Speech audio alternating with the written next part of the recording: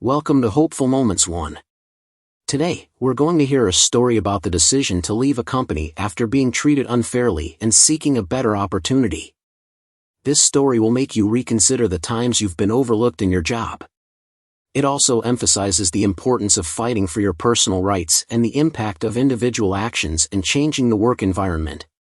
Today's story will take you through an unexpected situation, where a new HR employee named Karen mistreated everyone by changing policies and acting unfairly, leading to an unforeseen payback moment.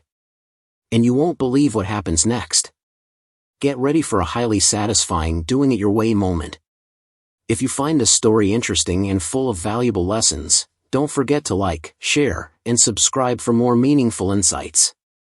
I, 35 years old, female, live in a large city in Western Europe, where career opportunities are always challenging, but also full of exciting chances. After graduating with a master's degree, I was hired as an office assistant at a well-known company, which I call Happy Place. In reality, my journey to this company wasn't coincidental, as I had completed my final internship there while still a student. Those internship days were amazing, from the work environment to the friendly colleagues, and everything went so smoothly that I was invited to work full-time just a few weeks after graduating. That was a major turning point in my life. Throughout my 10 years at Happy Place, I never stopped striving, learning, and dedicating myself. From an office assistant, I gradually moved up the ranks, eventually becoming the head of one of the largest departments in the company. While my salary wasn't very high, the benefits provided by the company allowed me to live comfortably. However, the real reason I stayed so long wasn't just for the money, but because of the people I met there. My years at Happy Place helped me build close relationships with many colleagues, whom I considered friends and companions in my career. By 2020, I had become one of the most experienced people in the company. Colleagues would often come to me for advice on work and how to handle difficult situations, which made me feel truly valued and recognized. Moreover, I had built strong relationships with senior management, which made me feel like an important part of the company's development. But if there's one thing I'm most proud and lucky about during my years at Happy Place, it's having an amazing boss. Let's call her Maggie. Maggie was not only a talented manager but also an extraordinary woman, someone I truly admired. She was 10 years older than me, but with her professional working style and warm soul, Maggie was always the role model I looked up to. She wasn't just a great boss, she was a mentor and a friend, always ready to guide me on both work and life matters. Maggie had a heart of gold, always willing to help her colleagues, and she inspired me to always work hard, with passion and enthusiasm. I worked directly with her for most of my time at Happy Place, and in the last 4 years, Maggie became my direct supervisor. She wasn't just a boss, she was someone I deeply cared about and would never forget in my life. In 2020, a series of events occurred almost simultaneously, and within just 6 months, Happy Place, the company we once cherished, quickly turned into a place I could hardly recognize. It all started with a significant change when they decided to hire a new HR employee, Karen. Initially, I and many others didn't think she would have a negative impact on the company, but I quickly realized that she was the cause of all the negative changes. Karen was not only arrogant but also showed a disdainful attitude toward everyone beneath her rank, almost the entire staff at the company. She treated us, those who had dedicated years to the company, as if we didn't deserve even a bit of respect. She would often communicate with us in a condescending manner, as though we were all clueless. But the worst part was how she imposed a series of HR policy changes without consulting the staff. The benefits we loved, such as free lunches and paid sick days to visit the doctor, were suddenly eliminated without any reasonable explanation. The situation worsened further when the CEO of the company fully trusted Karen and quickly let her take full control over HR decisions. Once she became the only person who could decide, the CEO stopped meeting with employees, which meant we had no opportunity to voice our concerns or complaints. We began to feel abandoned in an unfair system, and helplessness spread through every conversation. The lack of power and voice made the working atmosphere unbearable, and trust in the company gradually faded away. Next, another change occurred. Maggie, whom I had considered the ideal boss, was promoted to a different field, a role she had truly wanted to try. While I couldn't blame her for this decision, as it was an opportunity she fully deserved, I couldn't help but feel lost. Maggie wasn't just a boss, she was also a great friend who had always encouraged and guided me. When she left, it felt like losing an important support system. Maggie was replaced by Susan, a colleague my age but with significantly less experience than Maggie. Although on paper Susan was the new head, in reality, things were not entirely the same. We all knew that even though Susan was the department head, I was the one who knew the job and processes best, so I continuously had to explain to her how things worked and what to do in special situations. Gradually, I found myself taking on both my own tasks and Susan's, while she received the recognition and credit. This created dissatisfaction in me, as I felt that my efforts were not being acknowledged, yet I still had to bear the responsibility without receiving the proper support. And then, the COVID-19 pandemic hit, bringing about profound changes that we couldn't have anticipated. Like many other organizations, the company was heavily impacted by the lockdowns and social distancing measures. However, while everyone faced new challenges, I was burdened with an enormous workload, barely having any time to rest. Throughout 2020, I worked under constant pressure, having to handle not only my own tasks but also cover for Susan when she took medical leave. And not only that, when some other colleagues couldn't bear the pressure and decided to quit, I had to take on their work as well. The company didn't hire replacements, forcing me to work with double, even triple the workload. Each day felt like I was running on a treadmill, always trying to finish all my tasks with no significant break in sight. However, even though I worked tirelessly, I received no bonuses or benefits during the pandemic. This was incredibly frustrating, especially when some of my colleagues accidentally shared that they had received bonuses of up to €1,000 for outstanding performance during the pandemic. This injustice made me feel abandoned and unrecognized. I worked hard, maintained high performance during these challenging times, but it seemed that my efforts went unnoticed. The feeling of not being rewarded for my efforts left me feeling disillusioned and disappointed. While some received bonuses for small contributions, I got nothing, despite the fact that I had taken on many crucial tasks during the crisis. This made me feel that the company not only lacked recognition but also was unfair in evaluating and rewarding its employees. My colleagues who received those bonuses may not have worked as hard as I did, but they benefited from the lack of transparency in the company's policies. I wondered if the company only favored those with good relationships with the higher-ups, while employees like me, despite working tirelessly, were ignored. This feeling gradually made me lose my attachment to the company and made me realize that it was time for a change. After all the stressful and unfair events of 2020, in January 2021, I decided that it was time for a change. After a long year of facing constant pressure, feeling exhausted and abandoned, I realized that I could no longer endure this situation. I loved my job, I valued my colleagues and the relationships I had built over the years, but my sacrifices seemed to go unrecognized. So, when it came time for my annual evaluation, I decided not to back down. I had prepared carefully for this meeting, seeing it as my only chance to negotiate and protect my rights. The reason I decided to ask for better working conditions wasn't because I lacked faith in the company or its mission, but because I needed to know that I was truly valued and recognized. The difficulties I faced at work, from carrying an enormous workload throughout the pandemic to not receiving any recognition, were all the reasons I needed to present during my evaluation. I didn't want to just be a worker who was ignored. I had endured for too long. Since Susan was still on leave for health reasons, my evaluation meeting was assigned to Karen, whom I had only met a few times and never worked directly with.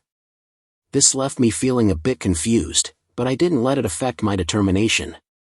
The meeting took place in a rather cold atmosphere, and Karen simply flipped through my papers without showing any interest in what I had done. However, I had prepared thoroughly and wasn't going to let her lack of enthusiasm sway me. I began listing all the difficulties I had faced in 2020, from doing double the work to taking on tasks from colleagues who had left, and how the company had failed to recognize my efforts. With a steady mind, I requested a 15% raise, not because I needed the money, but because I needed to know that I had a real opportunity to be recognized as a valuable employee.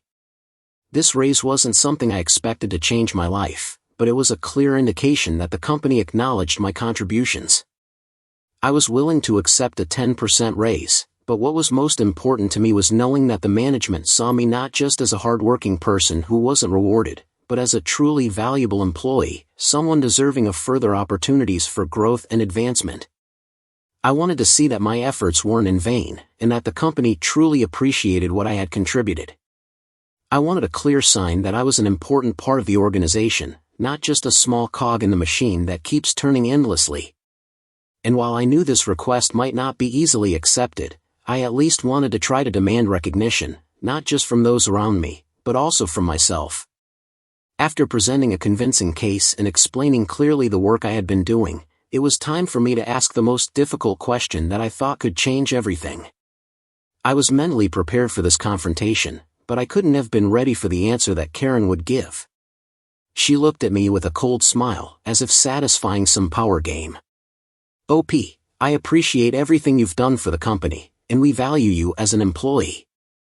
But your responsibilities and abilities aren't worth that much," she said with firm conviction, without hesitation. At that moment, I felt like my whole body froze. I stood there, stunned, unable to speak. Her words not only shocked me but also sparked a deep sense of injustice inside me. I could feel the flames of anger rising in my chest, and the feeling of hurt crashed over me like waves, nearly overwhelming my composure. Tears welled up, but I held them back.